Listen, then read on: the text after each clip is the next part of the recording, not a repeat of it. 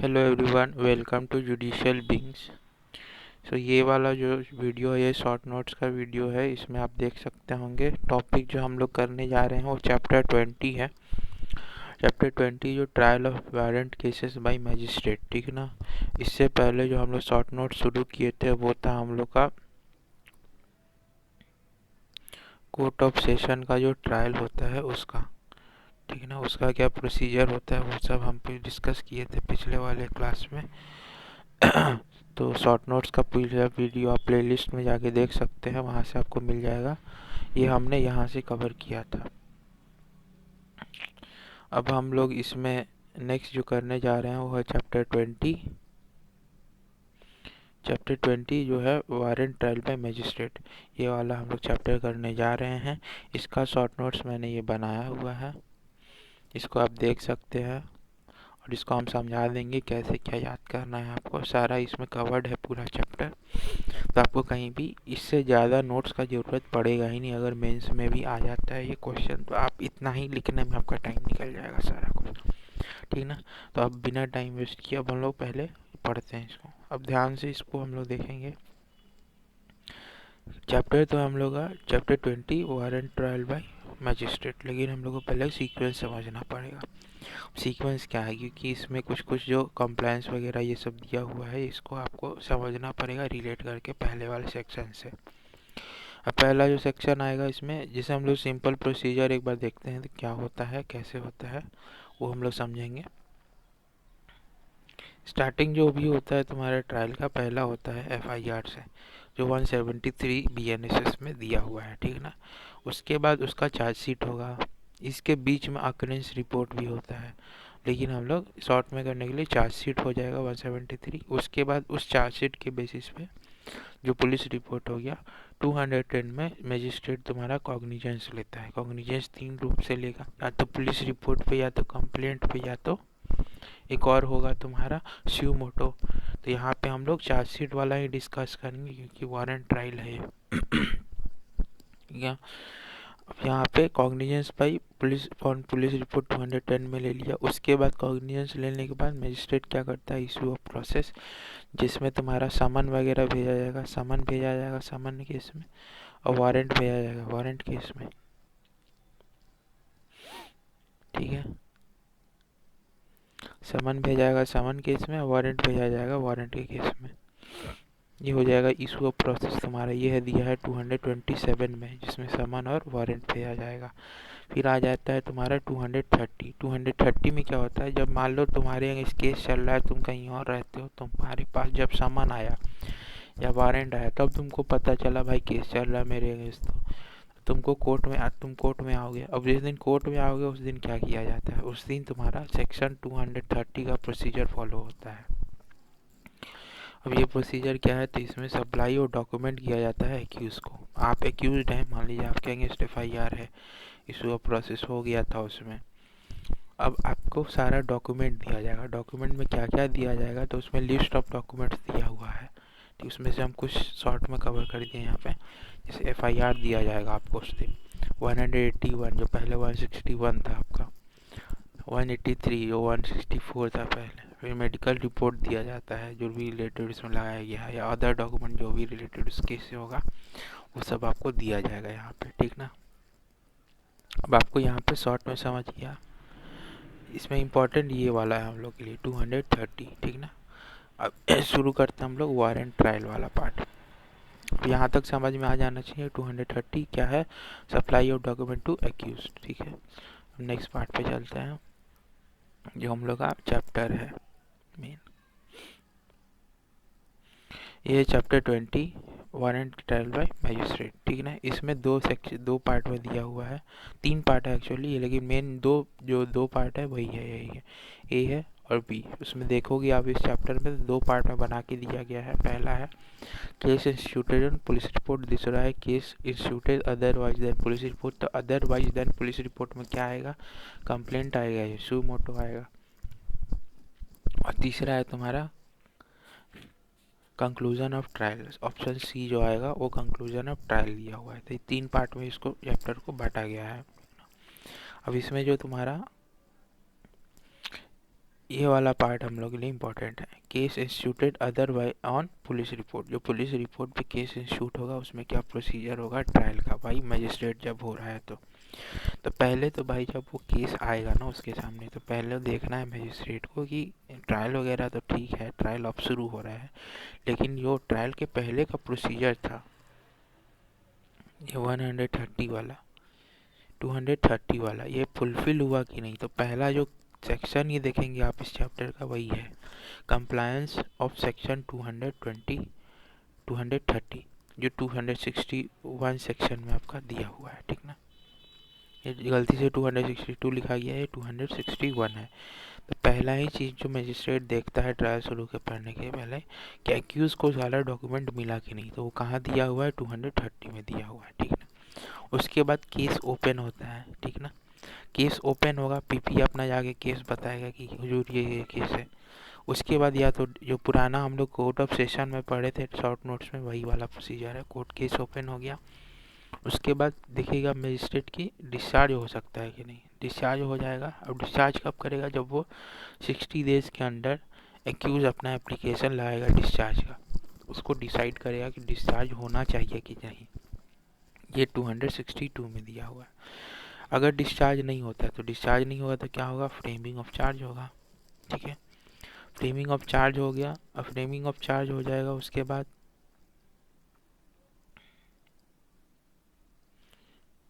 Framing of charge हो गया तुम्हारा, डिस्चार्ज होना होगा तो डिस्चार्ज हो जाएगा। जिसका लिए 60 डेज का एप्लीकेशन लगाना है, ये पहले नहीं था, ये अब आ गया है। डिस्चार्ज होगा, उसके बेसिस पे डिस्चार्ज करना है कि नहीं वो डिसाइड। डिस्चार्ज नहीं होता है, डिस्चार्ज नहीं हुआ तो फ्रेमिंग ऑफ चार्ज होगा। फ्रेमिंग ऑफ चार्ज होगा तो दो निष्कर्ष निकलेगा, या तो अब वो चार्ज जब हो जाएगा फ्रेम तो उसको बुला के पूछा जाएगा आपके अगेंस्ट ये चार्ज है, आप ये किए हैं, वो बोलेगा कि नहीं नहीं किए हैं, या बोल देगा हाँ किए हैं। तो कह प्ली ऑफ गिल्ट कर लेता है, वो मान लेता है कि हाँ किए हैं, तो कन्विक्ट कर दिया जाएगा 264 में उसको।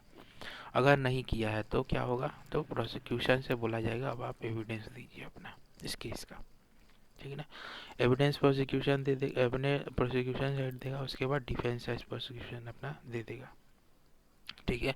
अब यहाँ पे देखो एक चेंज हो जाएगा कि यहाँ पे कोई इक्विटल वाला पार्ट नहीं होगा, ठीक है ना। ये इक्विटल उक्विटल नहीं होगा, ये बस सेशन कोर्ट का ही पावर होता है कि एक्विट कर देगा इसी बेसिस पे, ठीक ना। कि एविडेंस आएगा प्रोसिक्यूशन का, देखेगा कि कोई केस दम बन ही नहीं रहा है, सरकारी वकील कोई मेहनत किया नहीं है, या पुलिस कोई ढंग का इन्वेस्टिगेशन नहीं किया है, ये आगे तो केस सस्टेन ही नहीं कर पाएगा। तो वहीं पे सेशन कोर्ट क्या करता था, इक्विटल दे देता था। लेकिन यहाँ पे क्या है, यहाँ पे मजिस्ट्रेट साहब के पास ये पावर नहीं है एक्विट करने का, तो उनको पूरा केस ट्राई करना पड़ेगा। तो एविडेंस ऑफ प्रोसिक्यूशन आएगा, फिर एविडेंस ऑफ डिफेंस आएगा, ठीक है ना। ये दोनों चीज़ हो जाएगा, उसके बाद जजमेंट वाला पार्ट पे चला जाएगा। उसके बाद 271 में जजमेंट है, 271 में जजमेंट क्या हो जाएगा, एक्विटल या कन्विक्शन, यही दो होता है। तो ये आपको समझ में आ गया होगा कि अगर पुलिस रिपोर्ट पे अगवा है तो क्या प्रोसीजर होगा। तो पहले तो देखेगा मजिस्ट्रेट की कंप्लायंस हुआ है कि नहीं, 230 का डॉक्यूमेंट सब दिया गया है कि नहीं, डॉक्यूमेंट दे दिया गया है तो उसके बाद देखेगा क्या हुआ है। केस ओपन जब व्यू करेगा तो देखेगा डिस्चार्ज हो सकता है कि नहीं, डिस्चार्ज नहीं होता है तो फ्रेमिंग ऑफ चार्ज होगा। फ्रेमिंग ऑफ चार्ज में देखेगा कि प्ली ऑफ गिल्ट कर लिया तो कन्विक्ट कर देगा उसी बेसिस पे। अगर गिल्ट नहीं प्ली करता है तो एविडेंस मांगेगा प्रोसिक्यूशन से, एविडेंस प्रोसिक्यूशन से फिर एविडेंस डिफेंस से मांगा जाएगा, फिर जजमेंट पे जाया जाएगा, ठीक ना। यही तुम्हारा प्रोसीजर है अगर पुलिस रिपोर्ट पे आता है तो। अदरवाइज अगर पुलिस रिपोर्ट हम लोग जाते हैं उसका देख लेते हैं यहाँ पे कि अदरवाइज देन पुलिस रिपोर्ट हम लोग जा रहे हैं तब क्या प्रोसीजर होता है। Case instituted otherwise then police report, तो तीन ही तरह से संज्ञान लिया जाता था ना। एक तो पुलिस रिपोर्ट था, एक तुम्हारा हो जाता था कंप्लेंट, और एक होगा स्यू मोटो, यही तीन तो था। तो अगर पुलिस रिपोर्ट नहीं है तो क्या क्या, कंप्लेंट और स्यू मोटो बचा। इसी दो के बेसिस पे आपका कॉग्निजेंस होगा, तो यहाँ पे हम लिख दिए हैं कंप्लेंट या स्यू मोटो, ठीक है ना।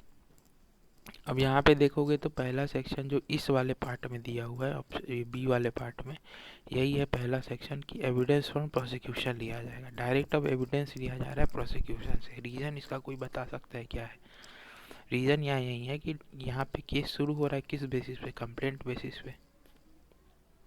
यहाँ केस शुरू हो रहा है किस बेसिस पे, कंप्लेंट या सुमोटो बेसिस पे। तो भाई आपके पास तो कोई डॉक्यूमेंट पहले से है नहीं, कोई डॉक्यूमेंट नहीं है, ठीक है। तो जो पहले क्या किया जाएगा, पहले तो डॉक्यूमेंट चाहिए, तो डॉक्यूमेंट कौन देगा, प्रोसिक्यूशन साइड जो एलिज कर रहा है कि ये ऑफेंस किया है, तो भाई पहले उससे एविडेंस मांगा जाएगा, कंप्लेनेंट से या प्रोसिक्यूशन साइड से, ठीक है। अगर किया है तो एविडेंस तो उसका कि डॉक्यूमेंट तो होना चाहिए ना। डॉक्यूमेंट एक बार आ जाएगा उसके बाद उसका प्रोसीजर शुरू हो जाएगा। एक बार वो एविडेंस दे दिया उसके बाद देखा जाएगा कि डिस्चार्ज हो सकता है कि नहीं, ठीक है। डिस्चार्ज अगर नहीं हो पाता है तो वहाँ पे फिर क्या हो जाएगा, फ्रेमिंग ऑफ चार्ज शुरू हो जाएगा, ठीक है ना। फ्रेमिंग ऑफ चार्ज शुरू होगा तो यहाँ पे देख सकते हैं सेक्शन 269 है, उसी में दो चीज़ इंक्लूड कर दिया गया है, फ्रेमिंग ऑफ चार्ज भी है, इसी में तुम्हारा कन्विक्शन और प्ली ऑफ गिल्ट भी डाल दिया है, इसी में क्रॉस एग्जामिनेशन वाला भी पार्ट डाल दिया है, तो तीनों चीज़ आपको 269 में मिल जाएगा। तो यहाँ पे तो पहले क्या हो रहा था, पहले देखा एविडेंस लिया जाएगा प्रोसिक्यूशन से, क्योंकि डॉक्यूमेंट तो कोई है नहीं, बस कंप्लेंट है, तो पहले डॉक्यूमेंट मंगाएगा मजिस्ट्रेट अपने पास, देखेगा उसमें क्या कुछ बन रहा है केस की नहीं।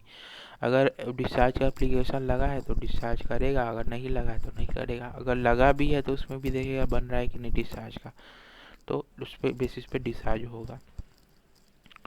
अगर नहीं होता है डिस्चार्ज तो फ्रेमिंग ऑफ चार्ज होगा। 269 का सब क्लॉज 1 और 2 में बेयर एक्ट अगर सामने है तो उसे मार्क कर लो, उसमें अगर वो डिस्चार्ज कर देगा फ्रेमिंग ऑफ चार्ज होगा। फ्रेमिंग ऑफ चार्ज के बाद देखेगा उसमें कि प्ली ऑफ गिल्ट अगर कर लेते हैं तो 269 सब प्लस 3 में दिया है कि कन्विक्शन उस बेसिस पे हो जाएगा आपका, ठीक है ना। अगर देख लो अब इसके बाद क्या होगा, प्ली ऑफ गिल्ट नहीं करता, नहीं मानता है कि हमने किए हैं ये, तब एक्यूज को चांस दिया जाता है on the basis of the evidence produced by the prosecution to cross examination करने का या री एग्जामिनेशन करने का राइट दिया जाता है एक्यूज को। 269 सब प्लस 4 में ये दिया हुआ है कि जो ये एविडेंस प्रोसिक्यूशन दिया ना उसका क्रॉस एग्जामिनेशन एक्यूज करेगा, ये दिया है 269 के सब प्लस 4 में, ठीक है ना। यहाँ पे देख रहे हो ये क्यों दिया गया है, क्योंकि इससे पहले एक्यूज को कहीं चांस दिए ही मिला है पहले, आप देख सकते हैं यहाँ पे एक्यूज अपना साइड का एविडेंस भी नहीं प्रोड्यूस कर पा रहा है, ठीक है ना। तो पहले उसको तो दिया जाएगा, इसको तुम रिबट करो, तुम्हारे पास अगर रिबटल है तो क्रॉस एग्जामिन करके उसको रिबट करो, ख़त्म करो, ठीक है ना।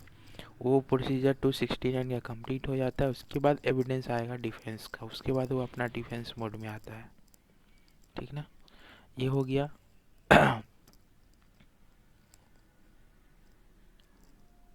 270 में डिफेंस हो गया एविडेंस का, ये 270 में दिया हुआ है। अब ये भी तुम्हारा खत्म हो जाएगा कहाँ पे, जजमेंट में इक्विटल या तुम्हारा कन्विक्शन हुआ, यही दो चीज़ होता है, यही तुम्हारा दिया हुआ है 271 तक में। अब उसके बाद कुछ सेक्शन है जो इम्पोर्टेंट है वो देख लेते हैं। पहला है ये एब्सेंस ऑफ कंप्लेनेंट, 272 में दिया है। ये क्या है कि कंप्लेंट कर दिया कोई, ठीक है, मजिस्ट्रेट के पास, डेट हियरिंग मजिस्ट्रेट फिक्स कर दिया था, उस दिन वो अइवे नहीं किया, एब्सेंट हो गया, तो क्या करेगा, अगर ऑफेंस ऐसा है कि जो कंपाउंडेबल है या नॉन कॉग्निजेबल है तो मजिस्ट्रेट क्या करेगा, 30 डेज का टाइम देगा, ठीक है ना, उस कंप्लेनेंट को आने को और अपना केस शुरू करने को।